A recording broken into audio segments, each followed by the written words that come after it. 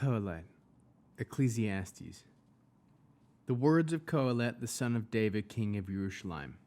Pointless, pointless, says Kohelet. Utter meaningless. Nothing matters. What does a person gain from all his labor, at which he toils under the sun? Generations come, generations go, but the earth remains forever. The sun rises, the sun sets, then it speeds to its place and rises there. The wind blows south, then it turns north. The wind blows all around and keeps returning to its rounds. All the rivers flow to the sea, yet the sea is not full, to the place from which the rivers flow. There they keep returning. Everything is wearisome, more than one can express. The eye is not satisfied with seeing, the ear not filled up with hearing. What has been is what will be. What has been done is what will be done, and there is nothing new under the sun. Is there something of which it is said, "See, this is new"? It existed already in the ages before us. No one remembers the people of long ago, and those to come will not be remembered by those who come after them. I, Kohelet, have been king over Israel in Jerusalem. I, wisest, applied myself to seek out and investigate everything done under the sun. What a bothersome task God has given humanity to keep us occupied. I have seen all the activities that are done under the sun and all its pointless feeding on wind. What is crooked can't be straightened. What is not there can't be counted.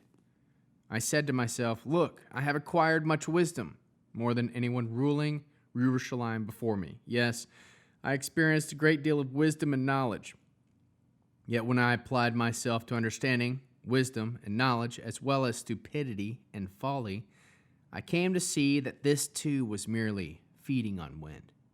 For in much wisdom is much grief, and the more knowledge, the more suffering. I said to myself, come now, I will test myself with pleasure and enjoying good things. But this too was pointless. Of laughter I said, this is stupid. And of pleasure, what's the use of it? I searched my mind for how to gratify my body with wine, and my mind still guided me with wisdom, how to pursue foolishness. My objective was to find out what was the best thing for people to do during the short time they have under heaven to live. I worked on a grand scale. I built myself palaces, planted myself vineyards, and made myself gardens and parks. In them I planted all kinds of fruit trees. I made myself pools from which to water the trees springing up in the forest. I bought male and female slaves, and I had my home-born slaves as well. I also had growing herds of cattle and flocks and sheep, more than anyone before me in Jerusalem. I amassed silver and gold and wealth of kings and provinces. I acquired male and female singers, things that provide sensual delight, and good many concubines. So I grew great, surpassing all who preceded me in Jerusalem. My wisdom, too, stayed with me. I denied my eyes nothing they wanted. I withheld no pleasure from myself, for I took pleasure in all my work, and this was my reward for all my work. Then I looked at all my hands had accomplished, and at the work I had toiled at, and I saw that this was all meaningless and feeding on wind, and that there was nothing to be gained under the sun. So I decided to look more carefully at wisdom, stupidity, and foolishness. For what can the man who succeeds the king do except what has already been done? I saw that wisdom is more useful than foolishness, just as light is more useful than darkness. The wise man has eyes in his head, but the fool walks in darkness. Yet the same fate awaits them all. So I said to myself, if the same thing happens to the fool as to me, then what did I gain from being wise? I thought to myself, this too is pointless. The wise man, like the fool, will not be long remembered, inasmuch as in the times to come everything will long ago have been forgotten. The wise man, no less than the fool, must die. So I came to hate life, because the activities done under the sun were loathsome to me. Since everything is meaningless and feeding on the wind, I hated all the things for which I had worked under the sun, because I saw that I would have to leave them to the man who will come after me. Who knows whether he will be a wise man or a fool? Yet he will have to control all the things I worked for, and which demonstrated how wise I am under the sun. This too is pointless. Thus I came to despair all the things I had worked for under the sun. Here is a man whose work is done with wisdom, knowledge, and skill, yet he has to leave it to someone who has put no work into it. This is not only pointless, but a great evil. For what does a person get from all his efforts and ambitions permeating the work he does under the sun? His whole life is one of pain, and his work is full of stress. Even at night, his mind gets no rest. This, too, is pointless. So there is nothing better for a man to than eat, drink, let himself enjoy the good that results from his work. I also realize that this is from God's hands. For who will eat and who will enjoy except me? For to the man who is good from God's viewpoint, he gives wisdom, knowledge, and joy. But to the sinner, he gives the task of collecting and accumulating things to leave to him who is good from God's viewpoint. This, too, is pointless in feeding on the wind.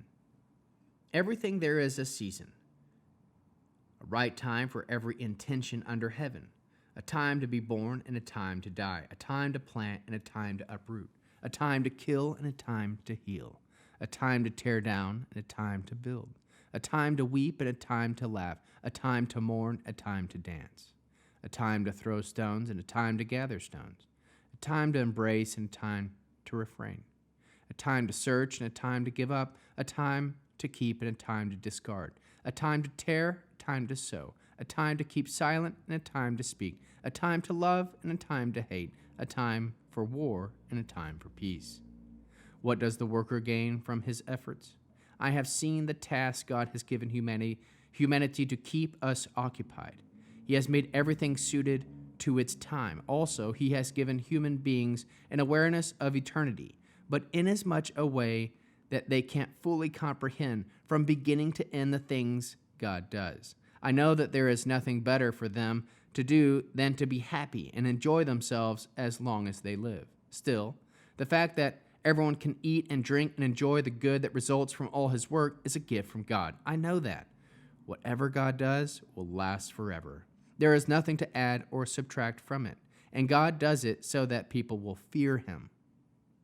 That which was is here already, and that which will be has already been. But God seeks out what person chase after. Another thing I observe under the sun, there is the same place as justice was wickedness. There in the same place as righteousness was wickedness. I said to myself, the righteous and the wicked God will judge, but there is a right time for every intention and for every action.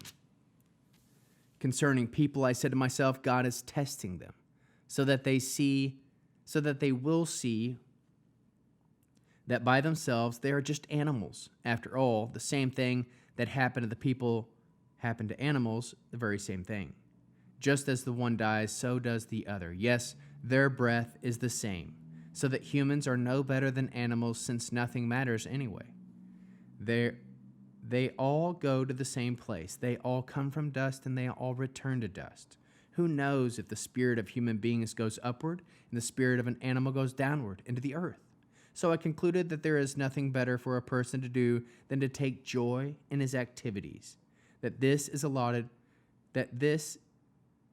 is his allotted portion, for who can enable him to see what will happen after him?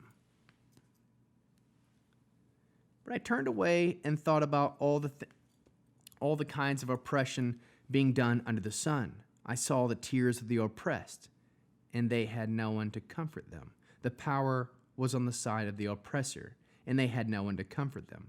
So I considered the dead happier, because they were already dead, than the living, who must still live their lives.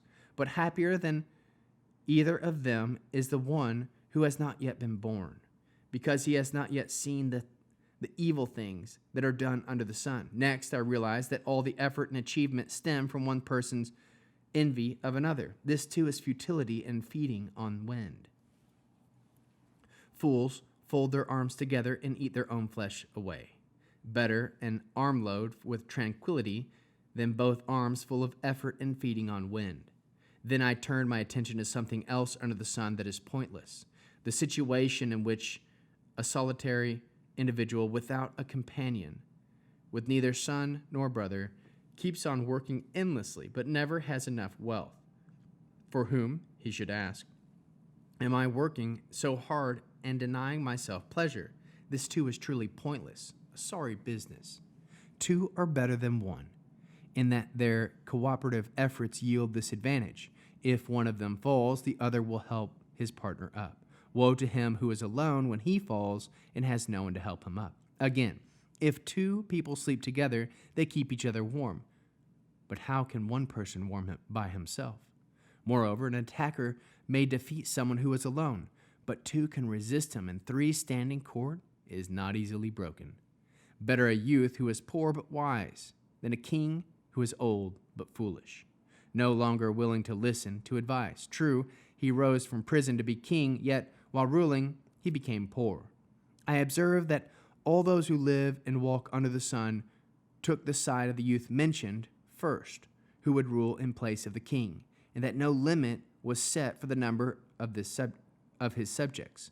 Nevertheless, those who came afterward will not regard him highly. This, too, is certainly pointless and feeding on wind. Watch your step when you go to the house of God. Offering to listen is better than fools offering sacrifices, because they don't discern whether or not they are doing evil. Don't speak impulsively. Don't be in a hurry to give voice to your words before God. For God is in heaven and you are on earth, so let your words be few. For nightmares come from worrying too much, and a fool, when he speaks, chatters too much. If you make a vow to God, don't delay in discharging it. For God takes no pleasure in fools, so discharge your vow. Better not to make a vow than to make a vow and not discharge it. Don't let your words make you guilty, and don't tell the temple official that you made a vow by mistake. Why give God reason to be angry at what you say and destroy what you have accomplished? For this is what happens when they are too many dreams, aimless activities, words. Instead, just fear God. If you see the poor oppressed, rights violated, justice perverted in the province, don't be surprised, for a high official has one higher watching him. There are two others above him, but the greatest advantage to the country is when the king makes himself a servant to the land. The lover of money never has enough money. The lover of luxury never has enough income. This too is pointless. When the quantity of goods increase, so does the number of parasites consuming them. So the only advantage to the owner is that he gets to watch them do it. The sleep of working man is sweet, whether he eats little or much, but the overfullness of the rich won't let them sleep at all. Here is the gross evil which I have seen under the sun. The owner of wealth hoards it to his own hurt. Due to some misfortune, the wealth turns to loss. And then if he has fathered a son, he has nothing to leave him. Just as he came from his mother's womb, so he will go back naked as he came. And for his efforts, he will take nothing that he carried away in his hand. This too is a gross evil, that in every respect as he came, so will he go. Thus what profit does he have after toiling to earn the wind? All his life he eats in darkness, in frustration, in sickness, and in anger. This is what we have seen. This is what I have seen to be good, that it is appropriate for a person to eat, drink, and enjoy the good that results from all his work and that he engages in under the sun for all the days of his life that God has given him, for this is his allotted portion. Also, everyone to whom God has given riches and wealth, along with the power to enjoy it, so that he takes his allotted portion and finds pleasure in his work. This is a gift of God. For he will not brood over the fact that his life is short, since God keeps him occupied with what will bring him joy. I have seen another evil under the sun, and it weighs heavily on people. The case in which God gives someone riches, wealth, and honor, so that he lacks nothing that he wants, but God does not give him the power to enjoy it. And some stranger gets to enjoy them. This is meaningless, evil, sick. Suppose a man fathers 100 children and lives many years, so that he has long life, but he fails to enjoy himself. Then, even if he were to live indefinitely, and therefore never be buried, I say that it would be better to be born dead.